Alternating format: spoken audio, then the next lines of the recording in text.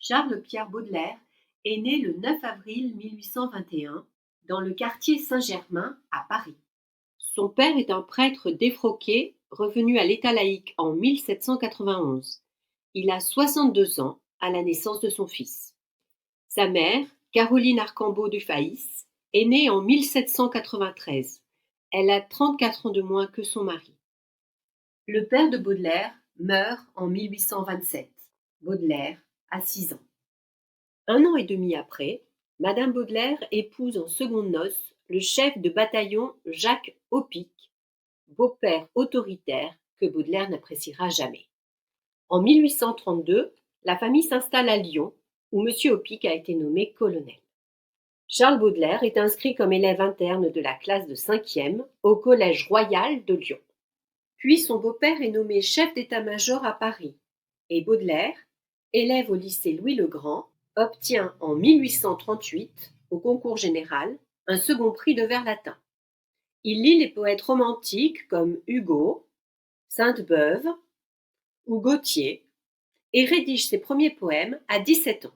En 1839, il est renvoyé du lycée pour avoir refusé de dénoncer un camarade. Il obtient néanmoins son baccalauréat, diplôme rare à l'époque. Il s'inscrit alors à l'école de droit, suivant ainsi la volonté de son beau-père. Mais il désire être écrivain.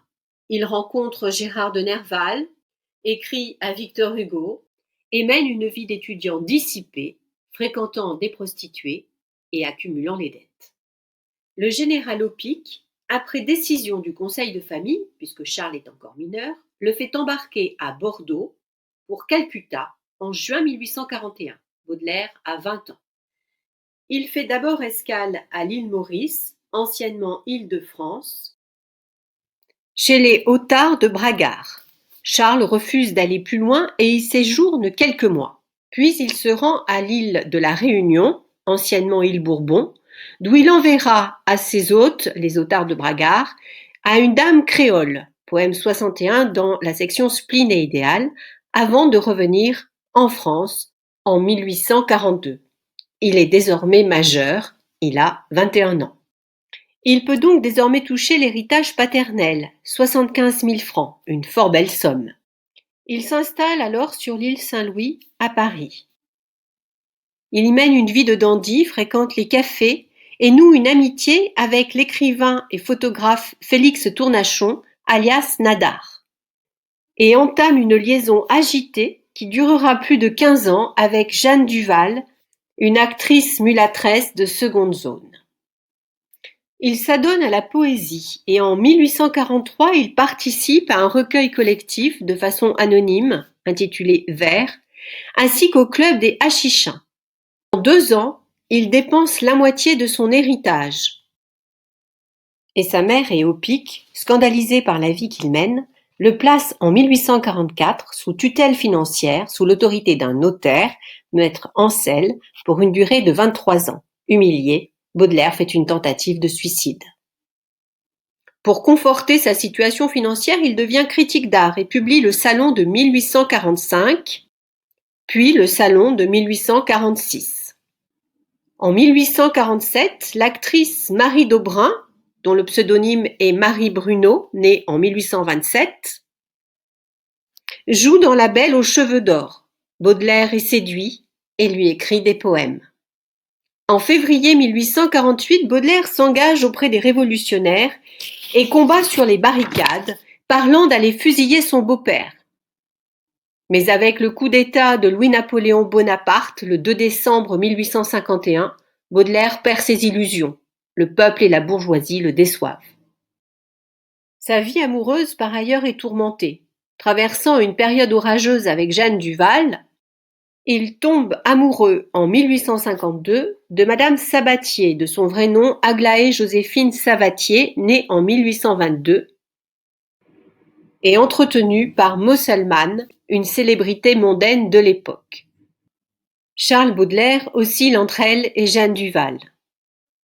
Puis il a une brève liaison avec Marie Daubrun, qui lui préférera Banville, qu'il a courtisé dès 1852. Mais c'est aussi une période de travail intense, Charles Baudelaire traduit de nombreux textes de l'écrivain américain Edgar Allan Poe. En 1851, paraît dans la revue Le Messager de l'Assemblée 11 poèmes présentés comme faisant partie d'un recueil intitulé Les Limbes. En 1855, dans la revue des Deux Mondes, 18 poèmes de Baudelaire sont publiés sous le titre Les Fleurs du Mal.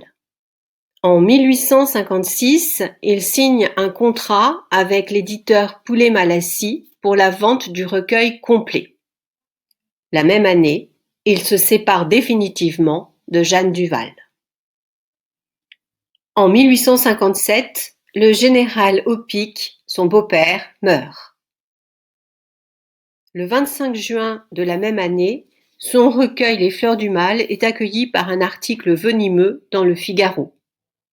On peut y lire, à propos du recueil, le jugement suivant: l'odieux côtoie l'ignoble.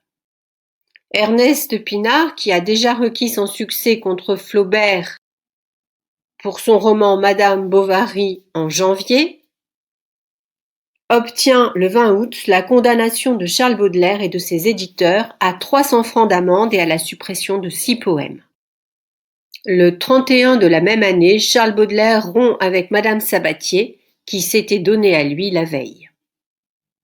En 1859, Jeanne Duval, victime d'une attaque cérébrale et atteinte de paralysie, est aidée par Charles Baudelaire.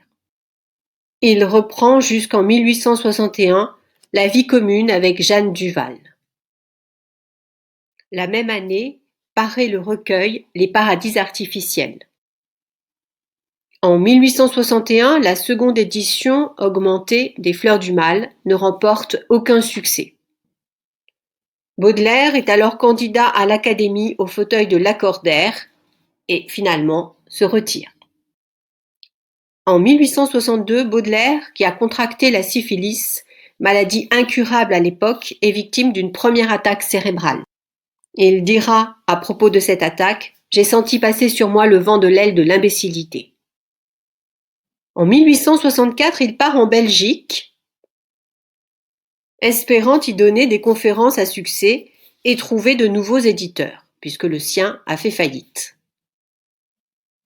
Mais il ne rencontre pas le succès escompté et il est victime d'une grave crise cérébrale qui le laisse hémiplégique et aphasique. Sa conversation se résume alors à un seul mot, le juron Crénon, réduction de Sacré nom de Dieu. Sa mère le ramène à Paris, toujours lucide. Il meurt dans les bras de cette dernière l'année suivante, le 31 août 1867, et sera enterré dans le caveau familial aux côtés du général Opic. En 1868 paraît l'édition posthume des Fleurs du Mal chez l'éditeur Michel Lévy, puis chez le même éditeur en 1869 L'Art romantique et le recueil de poèmes en prose, le Spleen de Paris, avec comme sous-titre Petits poèmes en prose. En 1885 paraissent les œuvres posthumes et correspondances inédites recelant Fusée et Mon cœur mis à nu. Enfin, en 1918, l'éditeur Jacques Crépé publie Les lettres à sa mère.